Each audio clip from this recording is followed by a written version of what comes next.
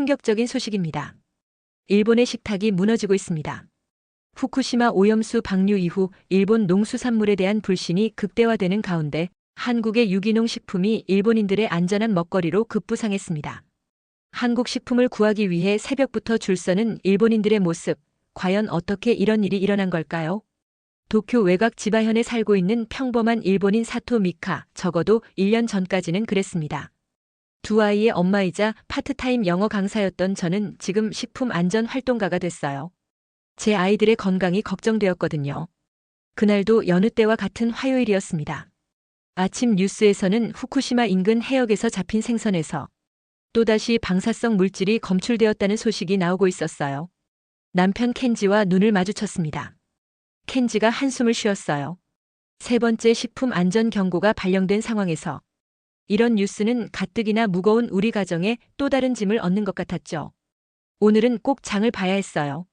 냉장고가 텅 비었으니까요. 방사능 오염 문제가 심각해진 건 불과 6개월 전부터였습니다. 정부가 후쿠시마 원전 오염수 방류를 강행한 이후 일본 해역의 수산물 안전성에 대한 의문이 끊임없이 제기되었어요.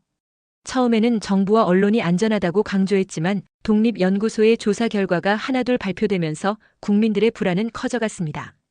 아이들을 학교에 보낸 후 냉장고를 열어보았어요. 남은 건 양파 몇 개와 두부 한 모, 그리고 3일 전에 산 계란뿐이었습니다. 슈퍼마켓 영수증을 보니 계란 한 팩이 지난달보다 30% 올랐더군요. 일본산 식품 불신으로 수입품 수요가 늘자 가격이 폭등했거든요. 창밖으로 시선을 돌리니 이웃집 사치코 씨가 쓰레기를 버리고 있었어요. 얼마 전 그녀의 아들이 원인 모를 발진으로 병원에 입원했다는 소식을 들었습니다. 의사는 분명한 원인을 찾지 못했지만 사치코는 방사능 오염 식품 때문이라고 확신했어요. 핸드폰 알림이 울렸습니다. 엄마들 단체 채팅방이었어요. 누군가 지역마트에 한국 유기농 식품이 들어왔다는 정보를 공유했습니다. 하지만 수량이 제한되어 있으니 서둘러야 한다고요.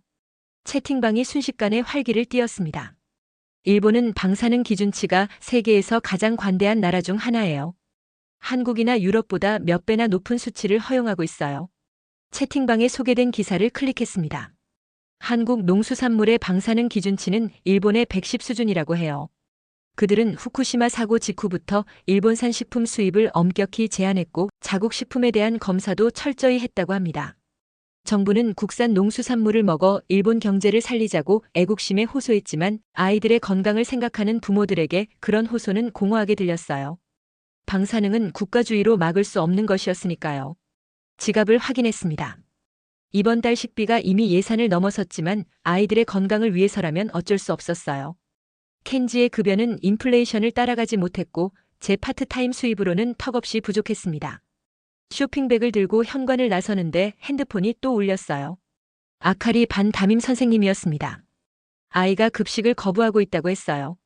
다른 아이들도 비슷한 상황이라고 합니다. 학부모들 사이에서 학교 급식의 안전성에 의문이 제기된 이후로 이런 일이 늘고 있다고 했습니다. 한숨을 쉬며 마트로 향했습니다.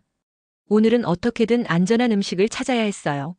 일본의 식탁이 흔들리는 동안 한 어머니로서 할 수 있는 최선을 다하는 것, 그것이 제가 오늘 해야 할 일이었습니다. 슈퍼마켓에 도착했을 때 사람들이 평소보다 많았습니다. 모두들 안전한 식품을 찾아 헤매는 듯 했어요. 생선 코너는 텅 비어 있었고 야채 섹션도 평소보다 훨씬 적은 양의 상품이 진열되어 있었습니다. 이토마트는 우리 동네에서 가장 큰 슈퍼마켓이었지만 오늘은 마치 휴일 전날처럼 붐볐어요. 입구에서부터 긴장된 분위기가 느껴졌습니다. 사람들은 평소보다 조용했고 진열대를 유심히 살펴보며 제품 라벨을 꼼꼼히 확인하고 있었습니다. 몇몇은 스마트폰으로 바코드를 스캔하는 모습도 보였어요. 아마도 식품 안전 정보를 제공하는 앱을 사용하는 듯 했습니다. 야채 코너로 향했습니다. 시금치와 상추는 거의 남아있지 않았고 남은 것들도 시들어 보였어요. 후쿠시마에서 멀리 떨어진 지역의 농산물이라는 표시가 붙은 제품들만 몇 개 남아 있었습니다. 가격은 한 달 전보다 2배나 올라 있었어요. 생선 코너는 더 심각했습니다. 진열대 대부분이 비어 있었고 얼마 남지 않은 생선들도 구매자를 찾지 못한 채 시간이 지나고 있었어요. 예전에는 북적거리던 이 구역이 이제는 거의 유령 코너가 되어버렸습니다. 사람들의 불신이 이렇게 눈에 보이는 현실이 되다니 충격적이었어요. 미카 씨, 오랜만이네요. 마트 직원 유코가 다가왔어요. 그녀는 제가 자주 오는 손님이란 걸 알았죠. 한국에서 유기농 식품이 들어왔는데 지금 아니면 못 구할 거예요. 유코는 6년째 이 마트에서 일하는 베테랑 직원이었습니다. 그녀는 언제나 친절했고 단골 고객들에게 특별한 정보를 알려주는 것으로 유명했어요. 오늘 그녀의 눈빛에는 평소와 다른 진지함이 담겨 있었습니다. 마트 뒤편으로 저를 안내하는 유코를 따라갔습니다. 그곳에는 특별 섹션이 새로 마련되어 있었어요. 파란색 간판에 한글과 일본어로 한국 직수입 유기농 식품이라고 쓰여 있었습니다. 제품들은 깔끔하게 포장되어 있었고 각각에는 한국 유기농 인증 마크와 방사능 검사, 통과 스티커가 붙어 있었어요. 주변을 둘러보니 이미 몇몇 손님들이 이 상품들을 카트에 담고 있었어요. 젊은 주부로 보이는 한 여성은 카트에 그런 상품만 무려 5종류나 가득 쌓아두었습니다. 그녀의 표정에는 안도감이 묻어났습니다. 유코가 제게 김치, 고추장, 된장 등을 추천해 주었어요. 이게 한국의 대표적인 발효식품이라고 했습니다. 가격표를 보니 일본 농산물보다 훨씬 비쌌어요. 김치 한 병에 1,800엔, 고추장은 2,200엔이었습니다. 예전 같으면 말도 안 된다고 생각했겠지만 지금은 아이들의 건강을 위해 다른 선택지가 없었습니다. 이게 정말 안전한가요? 유코에게 물었습니다. 그녀의 대답은 확신에 차 있었어요. 네, 한국은 세계에서 가장 엄격한 식품 안전 기준을 적용하는 나라예요. 게다가 그들의 전통 발효식품은 방사능 해독에도 효과가 있다는 연구 결과도 있대요. 도쿄대학의 한 교수님이 최근 발표하셨어요. 유코의 말에 주변 사람들도 귀를 기울였습니다. 한 노부부가 다가와 더 자세한 정보를 물었고 곧 작은 군중이 형성되었어요. 모두가 같은 걱정, 같은 희망을 품고 있었습니다. 안전한 식품을 찾아 헤매는 일본인들의 모습이 마치 그림처럼 제 눈앞에 펼쳐졌어요. 망설임 없이 김치, 고추장, 된장, 그리고 한국산 쌀을 카트에 담았습니다. 다른 필수품들도 몇 가지 추가했어요. 계산대로 향하는 길에 문득 이런 생각이 들었습니다. 우리 일본인들이 이제 한국 식품에 의존하게 되다니 역사의 아이러니가 아닐까요? 계산을 마치고 영수증을 받아들었습니다. 평소보다 30% 이상 비싼 장복이었지만 아이들의 불안한 눈빛을 생각하면 이 정도 투자는 필요했어요. 쇼핑백을 들고 마트를 나서는 순간 뭔가 새로운 시작을 향해 발걸음을 내딛는 기분이 들었습니다. 집에 돌아와 장바구니를 내려놓자 아이들이 달려왔어요. 11살 하루와 8살 아카리는 항상 제가 무엇을 사왔는지 궁금해했죠. 파란 한국 유기농 라벨이 붙은 포장들을 발견한 아이들의 눈이 반짝였습니다. 현관문을 열자마자 아이들의 목소리가 들려왔습니다. 평소보다 일찍 학교에서 돌아온 듯 했어요. 주방으로 들어서자 하루와 아카리가 숙제를 하다 말고 제게 달려왔습니다. 하루는 중학교 입학을 앞둔 고학년이라 보통은 어른스러운 모습을 보이려 했지만 오늘은 어린 동생과 다름없이 호기심 가득한 눈으로 제 쇼핑백을 바라보고 있었어요. 엄마, 오늘은 뭐 샀어? 두 아이가 거의 동시에 물었습니다. 평소 같으면 식료품 쇼핑에 이렇게 관심을 보이지 않았는데 최근 며칠간 집에 먹을 것이 부족했던 탓인지 기대에 찬 표정이었어요. 쇼핑백을 식탁 위에 올려놓고 하나씩 꺼내기 시작했습니다. 일본산 쌀, 두부, 계란을 먼저 냉장고에 넣고 마지막으로 한국 식품들을 꺼냈어요. 아이들은 파란색 라벨이 붙은 제품들을 호기심 어린 눈으로 살펴보았습니다. 이게 뭐야? 아카리가 김치병을 집어들며 물었습니다. 뚜껑을 열자 강한 향이 퍼졌고 아카리는 놀라서 코를 쥐었어요. 하루는 반대로 더 가까이 가서 냄새를 맡았습니다. 이거 알아, 김치잖아. 학교에서 봤어. 하루가 기억을 더듬으며 말했습니다. 놀랍게도 아이들은 이미 한국 음식을 알고 있었어요. 학교 친구들의 SNS에서 한국계 아이들이 김치와 비빔밥을 먹는 사진을 봤다고 했습니다. 그 게시물마다 다른 친구들이 부러워하는 댓글로 가득하다는 이야기도 들려주었어요. 유타군의 엄마는 한국분이셔서 집에서 항상 김치를 담근대. 유타는 도시락에 김치를 가져와서 먹는데 처음엔 다들 냄새가 난다고 놀렸는데 이제는 다들 나눠달라고 해. 하루가 설명했습니다. 말이 언니네는 매일 한국 음식을 먹어. 언니 엄마가 안전하다고 고집하시거든. 그래서 언니는 학교에서 도시락을 자랑해. 아카리가 부러운 듯 말했습니다. 제가 놀란 표정을 짓자 하루가 더 설명해 주었어요. 요즘 학교에서는 SNS에 누가 어떤 한국 음식을 올리는지가 일종의 서열을 만들었어요. 예전에는 고급 일본 도시락 사진이 인기였는데 이제는 김치찌개나 된장찌개 사진이 가장 많은 반응을 얻어요. 하루는 스마트폰을 꺼내 인스타그램 앱을 열었습니다. 친구들의 피드를 스크롤하자 정말로 한국 음식 사진이 여기저기 보였어요. 안전한 음식, K푸드 방사능 프리 같은 해시태그가 달려 있었습니다. 좋아요 수도 다른 게시물보다 훨씬 많았어요. 학교에서는 이제 한국 음식을 먹는 아이들이 따로 모여 점심을 먹는데요. 한국 음식 클럽이라고 부른다면서요. 처음에는 외국 음식을 먹는다고 놀림을 받기도 했지만 지금은 오히려 부러움의 대상이 되었다고 합니다. 아카리는 부엌 의자에 올라앉아 호기심에 찬 눈으로 고추장통을 살펴보았습니다.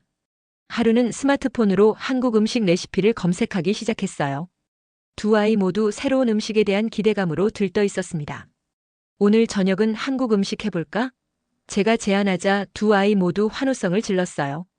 동영상을 보면서 따라 할 수 있을 것 같아. 하루가 자신감 넘치는 목소리로 말했습니다. 저는 아이들의 반응에 놀랐습니다. 평소 새로운 음식에 보수적이었던 우리 가족이 이렇게 변하다니요. 하지만 다시 생각해보니 이건 단순한 식습관의 변화가 아니라 생존을 위한 적응이었습니다. 아이들조차 본능적으로 무엇이 안전한지를 감지하고 있었던 거예요. 그날 저녁 우리는 처음으로 한국 식재료로 식탁을 차렸습니다. 서툴렀지만 함께 요리하는 과정이 즐거웠어요. 그리고 그것이 우리 가족의 식탁에 찾아온 작은 혁명의 시작이었습니다. 저녁 시간 한국 식재료로 요리를 하기로 했습니다. 김치, 고추장, 된장을 이용해 찌개와 비빔밥을 만들려고 했지만 어떻게 해야 할지 막막했어요. 주방에 펼쳐진 한국 식재료들을 바라보며 잠시 당황했습니다. 일본 요리는 자신 있었지만 한국 음식은 전혀 경험이 없었거든요. 고추장 뚜껑을 열자 강렬한 붉은색과 함께 매콤한 향이 퍼졌습니다. 아카리가 호기심에 찬 눈으로 지켜보는 가운데 하루는 이미 스마트폰으로 레시피를 검색하고 있었어요. 엄마, 된장찌개가 제일 쉬울 것 같아요. 여기 영상 있어요. 하루가 화면을 보여주었습니다. 한국인 주부가 일본어 자막으로 된장찌개 만드는 법을 설명하고 있었어요. 조회수가 10만이 넘었고 댓글은 대부분 일본인들의 감사 인사로 가득했습니다. 스마트폰을 주방 선반에 세워두고 영상을 따라하기 시작했습니다. 다행히 기본 재료인 두부, 감자, 양파는 집에 있었어요. 영상 속 주부는 먼저 냄비에 물을 붓고 다시마와 멸치로 육수를 낸 후 된장을 풀었습니다. 저는 다시마와 멸치가 없어서 그냥 물에 된장을 풀었어요.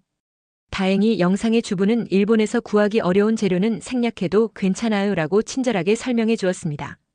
된장을 물에 풀자 갈색 국물이 만들어졌고 켄지가 퇴근하고 집에 들어왔습니다. 평소와 다른 냄새에 그는 주방으로 직행했어요. 이게 무슨 냄새지? 한국 음식? 켄지가 궁금해했습니다. 그의 표정에는 약간의 경계심이 엿보였어요. 응, 된장찌개야. 오늘 한국 식재료를 샀거든. 아이들의 건강을 위해서. 제 말에 켄지는 고개를 끄덕였습니다. 그도 최근 식품 안전 문제로 걱정이 많았거든요. 아이들은 주방 테이블에 앉아 요리 과정을 지켜보았습니다. 아카리는 된장의 냄새를 맡고 얼굴을 찡그렸지만 하루는 호기심 어린 눈으로 제 요리 과정을 지켜봤습니다. 엄마, 이거 맛있을까? 하루가 물었어요. 한번 먹어보자. 건강에 좋대. 제가 대답했습니다. 사실 저도 확신이 없었지만 아이들 앞에서는 자신감을 보여주고 싶었어요. 이제 된장 국물에 두부와 야채를 넣고 끓였습니다.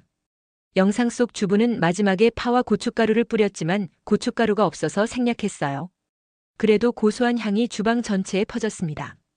밥을 짓는 동안 김치도 준비했습니다. 그냥 병에서 꺼내 작은 접시에 담았어요. 아이들은 빨간색 김치를 호기심 어린 눈으로 바라보았습니다. 마침내 식탁에 앉아 첫 한국 식사를 시작했습니다. 4개의 그릇에 된장찌개를 나누고 김치를 각자의 접시에 조금씩 담았어요. 우리 가족 모두 처음 먹어보는 음식 앞에서 잠시 망설였습니다. 켄지가 먼저 된장찌개를 한 숟가락 떠서 맛보았습니다. 그의 표정이 놀랍게 변했어요. 의외로 괜찮은데? 고소하고 깊은 맛이야. 평소 새로운 음식에 보수적이던 켄지의 긍정적인 반응에 안도했습니다. 3개의 그릇에 나눠 첫 입을 먹은 아이들의 반응이 달랐어요. 아카리는 처음에는 익숙하지 않은 맛에 망설였지만 몇 입 먹다 보니 국물까지 다 마셨습니다. 하루는 처음부터 맛있다며 더 달라고 했어요. 이제 김치 차례였습니다. 아카리는 매운 냄새를 맡고 거부감을 표현했지만 하루는 용감하게 한 조각을 입에 넣었어요. 잠시 후 얼굴이 빨개지며 물을 찾았습니다. 매워. 그런데 맛있어. 하루가 웃으며 말했어요. 켄지도 조심스럽게 김치를 맛보더니 고개를 끄덕였습니다. 아카리도 결국 호기심에 한 조각을 시도했고 매운맛에 놀라면서도 계속 먹었습니다. 이렇게 우리 가족의 첫 한국 식사는 성공적으로 마무리되었어요. 식사를 마친 후 켄지가 물었습니다. 이게 정말 방사능 해독에 좋은 거야? 제가 유코에게 들은 정보를 공유했습니다. 도쿄대학의 연구 결과에 따르면 김치의 유산균과 된장의 발효 성분이 체내 중금속 배출에 도움이 된다고 했어요. 과학적으로 완전히 증명된 것은 아니지만 많은 전문가들이 긍정적인 효과를 인정한다고 설명했습니다.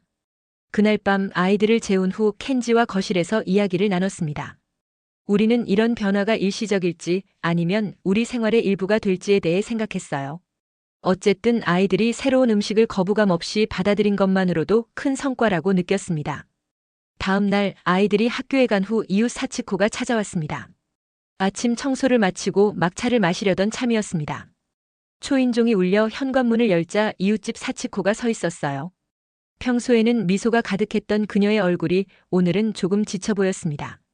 사치코는 2살배기 미우의 엄마로 원래는 유치원 교사였지만 아이를 키우기 위해 잠시 일을 쉬고 있었어요. 미카, 어제 한국 음식 했다면서? 아카리가 우리 미우에게 자랑하던데. 사치코를 거실로 안내했습니다. 차를 내려주면서 어제의 경험을 들려주었어요. 한국 식재료를 어떻게 발견했는지, 아이들의 반응이 어땠는지, 그리고 생각보다 맛있었다는 이야기까지 했습니다. 사치코는 진지하게 듣고 있었어요. 그녀도 최근 식품 안전에 대한 불안으로 잠을 이루지 못했다고 했습니다. 아기가 있다 보니 더 걱정이 됐을 거예요.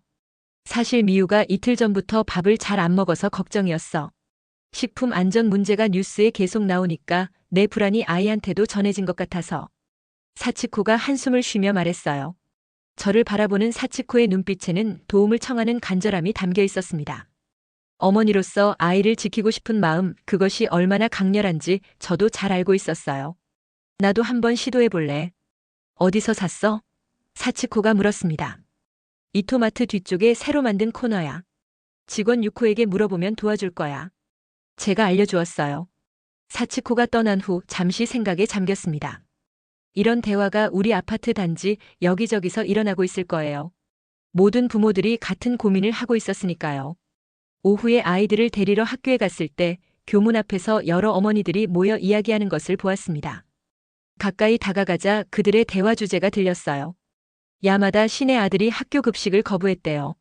학교에서 사용하는 식재료가 어디서 왔는지 확실하지 않다고 말이죠. 제가 접근하자 다들 반갑게 맞아주었습니다. 이토 씨가 바로 저를 소개했어요. 사토 씨는 벌써 한국 식품을 시도해 보셨대요. 아이들도 잘 먹었다고 하던데. 순식간에 저는 여러 질문 세례를 받게 되었습니다. 어디서 샀는지, 가격은 얼마인지, 맛은 어땠는지, 아이들 반응은 어땠는지. 모두들 간절한 표정이었어요. 제가 알고 있는 정보를 모두 공유했습니다. 그리고 그렇게 우리 아파트 단지에서 한국 식품에 대한 소문이 퍼져나갔습니다. 저도 모르는 사이에 제가 일종의 한국 식품 전도사가 된 것 같았어요. 그렇게 흘러서 주말에는 사치코를 포함한 5가족이 모여 한국 음식 만들기 모임을 가졌어요. 우리 집 거실이 갑자기 작은 요리 교실이 되었습니다. 각자 인터넷에서 찾은 레시피를 공유하고 함께 만들어 먹었어요. 사치코는 김치볶음밥 레시피를 가져왔고 이토 씨는 부대찌개를 시도해봤습니다. 야마다 씨는 한국 장아찌에 대해 알아와서 시범을 보여주었어요. 저는 지난번보다 더 자신감 있게 된장찌개를 끓였습니다. 아이들도 함께 모여 요리 과정을 지켜보았어요. 처음에는 낯선 냄새에 얼굴을 찡그리던 아이들도 음식이 완성되어 맛을 보자 대부분 좋아했습니다. 특히 김치볶음밥은 아이들 사이에서 가장 인기가 많았어요. 다 함께 식사를 하면서 우리는 일본의 식품 안전 문제에 대해서도 이야기를 나눴습니다. 걱정과 불안을 공유하고 서로에게 위로가 되었어요. 혼자서는 너무 무거웠던 짐이 여럿이 함께하니 조금은 가벼워진 것 같았습니다. 놀랍게도 이 모임은 주변의 관심을 끌기 시작했어요. 다음 날 야마다 씨에게 전화가 왔는데 다른 아파트 단지에 사는 친구들도 우리 모임에 참여하고 싶다고 했습니다. 그리고 다음 모임에는 참가자가 2배로 늘었고 우리는 K-푸드 안전 모임이라는 이름까지 지었습니다. 모임이 커지면서 장소도 작은 커뮤니티 센터로 옮겼어요. 지역 신문 기자가 찾아와 인터뷰를 요청하기도 했습니다. 정부의 식품 안전 정책에 불안을 느끼는 시민들이 스스로 대안을 찾아가는 모습이 뉴스거리였나 봐요. 한 달 만에 우리 작은 모임은 지바현 전체에 알려지게 되었고 다른 지역에서도 비슷한 모임이 생겨나기 시작했습니다. SNS를 통해 레시피와 정보가 빠르게 공유되었어요. 식품 안전이라는 생존의 문제가 우리 주부들을 하나로 모은 셈이었습니다. 사치코가 어느 날 말했어요. 미카, 우리가 시작한 일이 이렇게 커질 줄 누가 알았겠어? 한국 식품으로 시작한 작은 움직임이 이제는 우리 삶의 중요한 부분이 됐네. 한 달이 지났을 때 도쿄 전역에서 한국 식품을 찾는 사람들이 늘어났습니다. 마트에 가면 한국 식품 코너가 항상 텅 비어 있었고 온라인에서는 2배 가격에 거래되고 있었어요. 이토마트에 들어서자마자 놀라운 광경이 펼쳐졌습니다. 예전에는 작은 코너에 불과했던 한국 식품 섹션이 이제는 마트의 중앙 위치를 차지하고 있었어요. 파란색 간판이 더 커지고 진열대도 2배로 늘어났습니다. 그런데도 상품은 거의 남아있지 않았어요. 사람들이 카트에 한국 식품을 가득 담아가는 모습이 곳곳에서 보였습니다. 유코를 발견하고 다가갔습니다. 그녀는 이제 한국 식품 코너 담당자가 되어 있었어요. 바쁘게 진열대를 정리하던 유코가 저를 보고 반갑게 인사했습니다. 미카 씨, 덕분에 저도 승진했어요. 이제 한국 식품 코너 매니저랍니다. 유코가 웃으며 말했어요. 아침에 물건이 들어오자마자 사람들이 몰려들어서 30분 만에 다 팔려요. 특히 김치와 고추장은 입고되자마자 동이 나버려요. 입고 일정을 알려달라고 부탁했습니다. 유코는 작은 메모지에 날짜와 시간을 적어주었어요. 이제는 한국 식품을 구하기 위해 계획을 세워야 했습니다. 집으로 돌아오는 길에 스마트폰으로 뉴스를 확인했어요. 놀랍게도 주요 신문사 경제면에는 한국 식품 수입량이 전년 대비 500% 증가했다는 기사가 실려 있었습니다. 일본 농수산물 소비는 감소한 반면 한국 식품은 품귀 현상을 빚고 있다고 했어요. 심지어 몇몇 마트에서는 한국 식품을 구매하기 위한 대기 번호표를 나눠준다는 내용도 있었습니다. 우리 K-푸드 안전 모임은 이제 지역 커뮤니티 센터에서 매주 모임을 갖는 공식 단체가 되었습니다. 50명이 넘는 회원들이 있었고 한국에서 온 주부가 전통 발효 방법을 가르쳐주기도 했어요. 모임은 이제 단순한 요리 교실을 넘어 작은 문화 교류의 장이 되었습니다. 지역 케이블 TV에서 우리 모임을 취재하러 왔을 때 제가 대표로 인터뷰를 했어요. 왜 한국 식품이 인기를 끌게 되었는지, 어떤 음식이 가장 인기가 있는지 설명했습니다. 방송이 나간 후 모임 참여 신청이 폭주했고 우리는 더 큰 장소를 찾아야 했어요. 신기하게도 아이들의 학교에서는 급식에 김치가 추가되었습니다. 학부모들의 요청이 빗발쳤기 때문이에요. 처음에는 거부감을 보이던 아이들도 이제는 김치를 즐겨 먹었습니다. 하루가 학교에서 돌아와 신이 나서 말했어요. 오늘 급식에 김치찌개가 나왔어. 다들 맛있다고 했어. 예전에는 일본 요리만 나왔는데 이제는 일주일에 한 번씩 한국 요리가 나온대. 일본 전역에서 비슷한 현상이 일어나고 있었습니다. 오사카, 삿포로, 후쿠오카 등 대도시에서도 한국 식품 코너가 확장되고 한국 식당은 예약이 넘쳐났어요.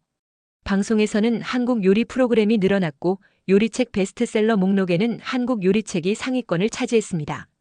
한국 정부도 이런 현상에 주목했습니다. 일본으로의 농수산물 수출을 늘리기 위해 특별 지원책을 마련했다는 뉴스가 나왔어요. 한국 농림수산식품부 장관이 직접 일본을 방문해 식품 안전성을 강조하고 수출 협약을 체결했다고 합니다. 지역 신문에서는 한국 식품, 일본 가정의 새로운 필수품으로라는 제목의 기사가 실렸어요. 기사는 후쿠시마 방사능 유출 사고 이후 일본 소비자들이 안전한 식품에 대한 관심이 높아졌고 그 대안으로 한국 식품을 선택하는 추세가 계속되고 있다고 분석했습니다. 우리 가족의 일상도 완전히 바뀌었어요. 아침에는 김치와 된장국으로 시작하고 저녁에는 비빔밥이나 불고기를 해먹는 일이 많아졌습니다. 켄지도 이제는 한국 음식을 즐겨 먹었고 일본 음식보다 더 건강하다고 주장하기도 했어요. SNS에서는 K-푸드 챌린지가 유행했습니다. 사람들이 직접 만든 한국 음식 사진을 올리고 다음 참가자를 지목하는 방식이었어요. 저도 참여해서 된장찌개 사진을 올렸고 사치코와 이토씨를 다음 참가자로 지목했습니다. 이 모든 변화가 불과 한 달 만에 일어났다는 사실이 놀라웠어요. 식품 안전에 대한 불안으로 시작된 작은 선택이 이제는 일본 전역의 식문화를 바꾸고 있었습니다. 한국 식품은 더 이상 단순한 외국 음식이 아니라 안전하고 건강한 식생활의 상징이 되어가고 있었어요. 한국 식품의 인기는 단순히 음식을 넘어 문화적 영향력으로 확대되었습니다.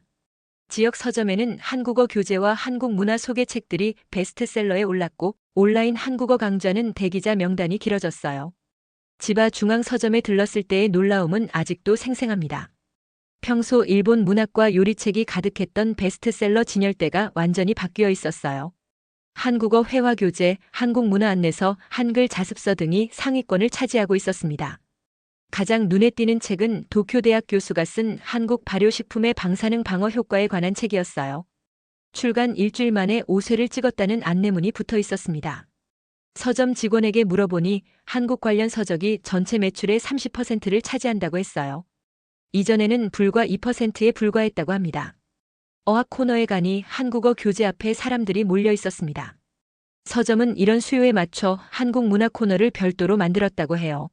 집에 돌아와 인터넷을 검색해보니 온라인 한국어 강좌가 급증하고 있었습니다. 대형 어학원들은 한국어 특별 강좌를 개설했고 대기자 명단이 몇 달씩 밀려 있었어요. 유튜브에는 한국어 학습 채널 구독자가 폭발적으로 늘고 있었습니다. 우리 아파트 단지에서도 한국어 스터디 그룹이 생겼습니다. 처음에는 식품 라벨을 읽기 위한 목적이었지만 점차 한국 드라마를 자막 없이 보는 것이 목표가 되었어요. 커뮤니티 센터 게시판에 모집 공고를 붙이자 30명이 넘는 주민들이 신청했습니다. 연령대도 다양했어요. 젊은 주부부터 은퇴한 노인까지 한국어를 배우려는 열정은 세대를 뛰어넘었습니다. 저도 스터디 그룹에 참여했습니다. 매주 2번씩 모여 기초 한국어를 공부했어요. 한글은 생각보다 논리적이고 배우기 쉬웠습니다. 발음은 조금 어려웠지만 식품 라벨을 읽을 수 있게 되자 뿌듯했어요. 한국에서 유학했던 타나카 선생님이 자원해서 우리를 가르쳐 주셨습니다. 아카리는 이제 학교에서 한국 노래를 흥얼거리고 하루는 한국 역사에 관심을 갖기 시작했습니다. 아카리의 방에 들어가 보니 한글표를 벽에 붙여놓고 매일 공부하고 있었어요. 노트에는 서툰 한글로 식품 이름들이 적혀 있었습니다. 김치, 된장, 고추장. 어린아이가 이렇게 열심히 외국어를 배우는 모습이 감동적이었어요. 하루는 더 놀라운 변화를 보여주었습니다. 학교 사회 수업에서 한국에 관한 보고서를 자원해서 준비했어요. 방과 후 시간을 투자해 한국의 역사와 문화에 대해 조사했고 특히 한국의 식품 안전 관리 시스템에 대해 깊이 파고들었습니다. 선생님께서 매우 감명받았다는 이야기를 들었어요. 엄마, 나중에 한국 유학 가고 싶어. 식품 안전 전문가가 되는 게 꿈이야. 하루가 진지한 표정으로 말했을 때 이 아이의 미래가 우리의 작은 선택으로 인해 어떻게 바뀔지 생각하니 가슴이 벅차올랐습니다. 켄지조차 주말에 한국 예능 프로그램을 보며 웃음을 터뜨렸어요. 평소 일본 드라마만 고집하던 그가 한국 예능에 빠져드는 모습이 신기했습니다. 회사에서도 점심 메뉴가 한국 음식으로 바뀌었다고 했어요. 심지어 회사에서 한국어 기초 강좌를 개설했는데 켄지도 등록했다고 합니다. 미카, 우리가 이렇게 될 줄 누가 알았겠어? 켄지가 웃으며 말했습니다. 방사능 걱정 때문에 시작한 일인데 이제는 우리 생활의 일부가 됐네. 지역 축제에서도 변화가 느껴졌습니다. 매년 열리는 지바 음식 축제에 처음으로 한국 음식 부스가 등장했어요. 비빔밥, 불고기, 떡볶이 등을 파는 부스 앞에는 긴 줄이 늘어섰습니다. 우리 K-푸드 모임에서도 김치 담그기 체험 부스를 운영했는데 참가 신청이 폭주했어요. 텔레비전 프로그램도 달라졌습니다. 주요 방송국에서 한국 관련 특집 프로그램을 내보냈고 요리 프로그램에서는 한국 요리 코너가 생겼어요. 인기 아침 뉴스쇼에서는 한국어 단어 하나씩 배우기 코너까지 신설되었습니다. 불과 몇 개월 전만 해도 상상할 수 없었던 변화였어요. 식품 안전이라는 생존의 문제에서 시작된 움직임이 이제는 문화적 혁명으로 확대되고 있었습니다. 한국과 일본, 오랜 역사적 갈등과 경쟁 관계를 넘어 새로운 문화적 교류가 시작된 것이었어요. 후쿠시마 오염수 방류 2년 후 상황은 많이 달라졌습니다. 일본 정부는 더 엄격한 식품 안전 기준을 도입했고 소비자들의 신뢰를 되찾기 위해 노력했어요. 도쿄 한복판의 선 한국식품박물관 개관식에 참석하기 위해 아침 일찍 집을 나섰습니다. 지하철에서 만난 사람들 대부분이 한국어로 인사를 나누는 모습이 여전히 신기했어요. 2년 전만 해도 상상할 수 없었던 광경이었습니다. 박물관은 일본과 한국 양국 정부의 지원으로 건립되었고 첫 전시는 한국 전통 발효식품의 역사와 과학적 가치에 관한 것이었어요. 전시장 앞에는 수백 명의 사람들이 모여 있었습니다. 기자들, 정치인들, 그리고 일반 시민들까지 모두가 한국 식품 열풍의 증인이 되기 위해 모인 것 같았어요. 개관식 연설에서 일본 농림수산부 장관은 놀라운 발표를 했습니다. 일본 정부가 한국의 식품 안전 기준을 모델로 새로운 법률을 제정했다는 내용이었어요. 방사능 기준치를 한국 수준으로 강화하고 일본 전역의 농수산물에 대한 엄격한 검사 시스템을 도입한다고 했습니다. 장관의 말에 따르면 이런 변화는 시민들의 목소리가 있었기에 가능했다고 해요. 우리 같은 평범한 주부들이 시작한 작은 움직임이 국가 정책을 바꾸는데 기여했다니 믿기 어려웠습니다. 하지만 이미 한국 식품은 일본 사회에 깊이 뿌리내렸습니다. 이제는 안전성 때문이 아니라 그 맛과 건강함 때문에 찾는 사람들이 많아졌어요. 일상 식탁에서 김치는 당연한 반찬이 되었고 된장찌개는 미소시루만큼이나 친숙한 국물 요리가 되었습니다. 편의점에 들러보면 김밥, 떡볶이 같은 한국 즉석 식품이 진열대에 좋은 위치를 차지하고 있었어요. 학교 급식에서도 일주일에 2번은 한국 요리가 나왔고 아이들은 이를 가장 기다렸습니다. 우리 가족도 많이 변했습니다. 저는 한일 문화교류단체의 대표가 되었고 켄지는 한국 발효식품에 관한 책을 번역하는 일을 시작했어요. 하루는 한국 역사를 전공하겠다고 했고 아카리는 한국 전통춤을 배우고 있습니다. 아카리의 발표회가 일주일 전에 있었어요. 작은 문화센터 무대에서 우리의 8살 딸이 한복을 입고 부채춤을 추는 모습을 보며 켄지와 함께 눈물을 흘렸습니다. 아카리가 무대에서 환하게 웃는 모습은 이 모든 변화가 가져온 가장 아름다운 선물이었어요. 하루는 더 적극적이었습니다. 학교 신문을 통해 한일 청소년 교류 프로그램을 소개했고 자신이 직접 첫 번째 교환학생으로 지원했어요. 여름방학 동안 서울에서 2주를 보내게 되었고 그곳에서 한국의 식품 안전 시스템에 대해 공부할 예정입니다. 켄지는 회사에서 승진했어요. 한국 기업과의 무역 분야가 급성장하면서 그의 한국어 실력과 한국 문화에 대한 이해가 큰 자산이 되었습니다. 이제 그는 한국 식품 수입 부서의 책임자가 되었어요. 우리 K-푸드 안전 모임은 이제 전국 규모의 네트워크로 성장했습니다. 각 지역마다 지부가 있고 정기적으로 교류회와 요리교실을 운영했어요. 지난달에는 서울에서 일본 주부들을 위한 한국 요리 경연대회가 열렸는데 우리 지바 지부에서도 3명이 참가했습니다. 어느 날 저녁 식탁에 둘러앉아 김치찌개와 불고기를 먹으며 생각했습니다. 공포와 불안에서 시작된 선택이 우리 가족에게 새로운 세계를 열어주었어요. 때로는 위기가 새로운 기회가 되기도 하는 법이니까요. 엄마, 이번 여름방학에는 한국에 가보면 어때요? 하루가 제안했습니다. 우리 모두 환하게 웃으며 고개를 끄덕였어요. 한국 여행을 계획하며 문득 이 모든 변화가 얼마나 아이러니한지 생각했습니다. 일본과 한국은 역사적으로 복잡한 관계였고 때로는 서로를 향한 불신과 갈등이 있었어요. 그런데 식품 안전이라는 생존의 문제 앞에서 우리는 국경을 넘어 서로의 문화를 받아들이게 되었습니다. 전 이제 알고 있습니다. 식탁 위의 작은 변화가 때로는 우리 삶 전체를 바꿀 수 있다는 것을요. 그리고 그런 변화가 생각지도 못한 곳에서 찾아올 수 있다는 것도요. 우리가 처음 한국 김치를 맛보던 그날, 이것이 우리 가족과 일본 사회 전체에 이런 변화를 가져올 줄은 상상도 못했으니까요. 이제 우리의 식탁에는 두 나라의 음식이 함께합니다. 일본의 섬세함과 한국의 강렬함이 조화를 이루는 새로운 식문화가 탄생한 거예요. 그리고 이 변화는 단순한 식문화를 넘어 두 나라 사이에 더 깊은 이해와 존중을 가져왔습니다.